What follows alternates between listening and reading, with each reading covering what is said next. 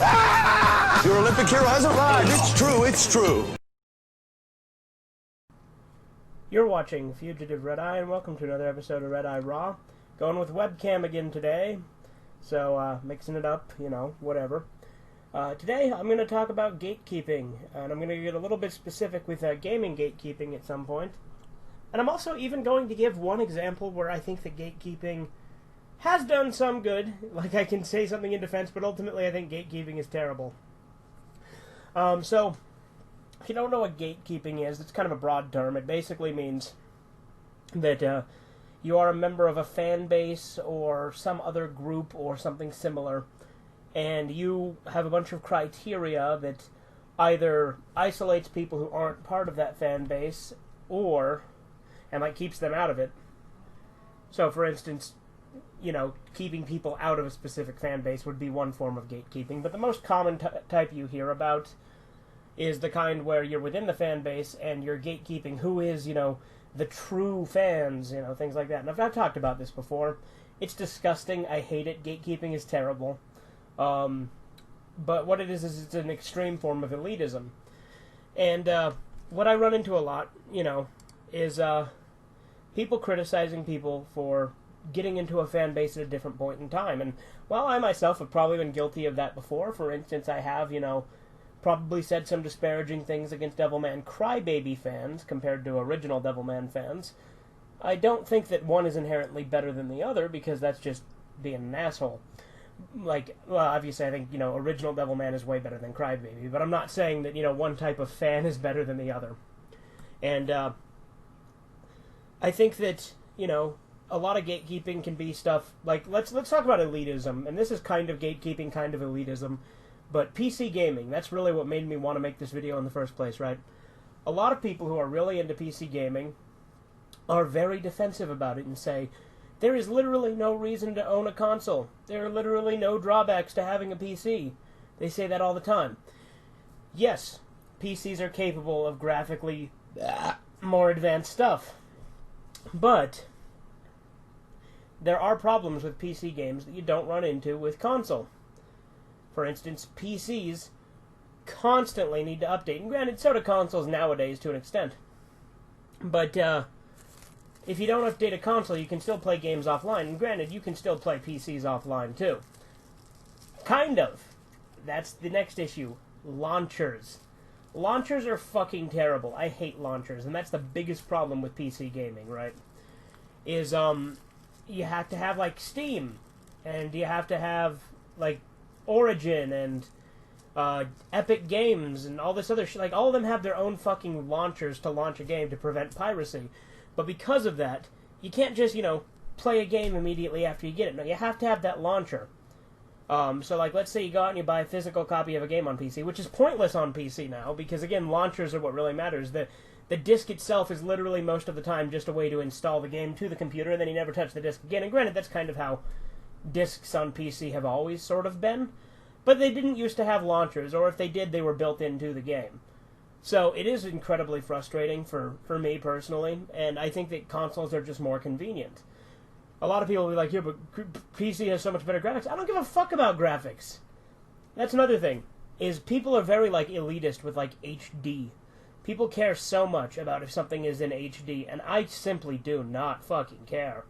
So, for instance, one of my most popular videos was a supersonic DVD player review, which I later clipped a part of that, which became my most popular video for a while, which was how to make any DVD player region-free. And then later on I made a newer version of that called how to make a DVD player region-free new version. In the original video, the supersonic DVD player review, someone gave me a lot of shit for it, saying, oh, that's what you get for buying your dollar store crap. First off, it's not dollar. I don't even know what the fuck they're on about. Like, you can buy DVD players at Family Dollar. I honestly think they probably would have been better quality than that shitty one that I reviewed, so fair enough. But the one that I reviewed was region-free, which is what led me to find out how to region hack it and unlock this baby here. Because that's how I did it, is I just bought a normal player at a pawn shop and region hacked it, because that's really not that hard to do. Provided, and this is a big one, provided your model number is on the forums, on, like, DVD Help or or no, Video Help, sorry, or several other websites. That's where I found the code to unlock this. But I think that a lot of people worry too much about something being in HD. Like, here's the thing. I used to be against Blu-ray. I love Blu-ray now. I used to be against it when they first came out because I'm like, I don't care if something is in HD. But, like, my main reason for getting Blu-ray now is because they're harder to scratch. That's literally the only reason. Like, granted, they do look nicer, too, and that is a big plus, and they can hold more data, so you have less discs. So, I mean, there are plenty of positives to Blu-ray. But my biggest selling point for me was they're harder to scratch. That's really it. But anyway, that with HD elitism and PC gaming elitism, those are, in a way, kind of gatekeeping, right? And, you know, different fan bases, different parts of fan bases saying who and who isn't the true fans, you know, that's, again, kind of gatekeeping. But let me give one example, or at least one thing that I think...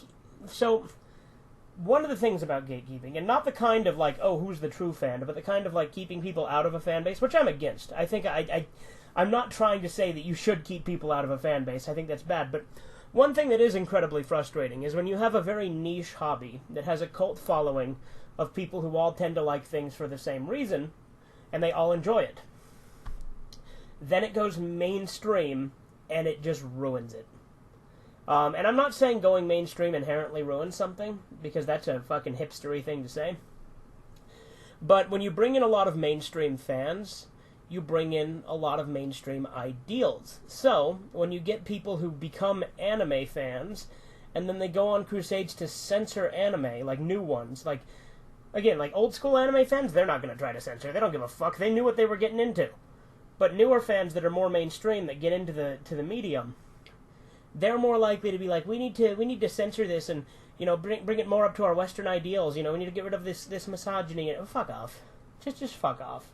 It's fictional. It's a story. It's fun. And you don't like it, you don't have to watch it. And I hate that argument too, because I think anything is criticizable even if you don't like it. Like, and I'm not saying, like, they can criticize it too. They have every right to. If they say, hey, I don't like this because it has too much titties, you know, they can do that. I think they're wrong, personally, but they're allowed to have that opinion. And I don't think they're objectively wrong. I'm just saying I disagree. Let me be more fair on that. But I'm completely against censorship, obviously, as I've talked about before. So, in a way, had those people been gate-kept out of the anime scene, it wouldn't have been so mainstream. You know what I mean? Like, if you would have gate-kept all of the people who are currently running Western anime out of the anime scene, then although anime would be harder to get in the West, and it'd be more niche and obscure, it wouldn't be, you know, at risk of being censored. Now, granted, I think that's a double-edged sword, because I like that it has exposure, it's easy to get, and that it has a growing fan base. I like that a lot. So I'm not saying that gatekeeping is ever right. I'm just saying the consequences of being against gatekeeping sometimes lead to people infiltrating a fan base and trying to change it. Things like Gamergate, for instance. You know, those people clearly didn't give a shit about video games. They were just looking for something to be mad at. Because no one who plays video games really gives a shit if a video game is a little edgy and over the top. Nobody cares. They don't. And anyone who's like, oh, games are too offensive now, has never been in an Xbox Live party in the late 2000s and early 2010s. I can tell you that. Do you know how many times I hear people use fucking racial slurs? They say every fucking thing you can say in the... It gets over the top. So, you think gaming's bad, and you're basing it off, like, stupid stuff like that. Like, 'cause a lot of the times you can't get away with shit like that. Now, you can get banned, which is fucking retarded. Because I remember, you know, back in the day, you boot up Halo and you get, like, some, 10-year-old kid calling you a nigger every 5 seconds. It happened all the time. And while it was obnoxious and stupid, it was part of the climate, and you got used to it. Like, you didn't like it. It was annoying. And these kids were just trying to be edgy. But that doesn't mean that... You know what I mean? People are way too sensitive now, and they would not last in those old Xbox Live lobbies, I can tell you that. But yeah, gatekeeping is wrong. I think it is. But unfortunately, the consequence of being against gatekeeping does tend to be things become mainstream and be changed for a more mainstream audience, right? And I hate when things try to become more child-friendly when they weren't originally, like wrestling. That's why I don't like a lot of the current wrestling stuff. I haven't really kept up, to be fair. I don't know if they've gotten better or worse. I know Vince McMahon's made some weird decisions lately about people posting stuff on social media. But yeah, I think that's all I really have to say for today. Yeah, I don't like gatekeeping, I don't like elitism, but I hate it when fucking normies get involved in fan bases and ruin them. Anyway, toodles. This concludes our broadcast day. Nagumo, wait. What about your parents?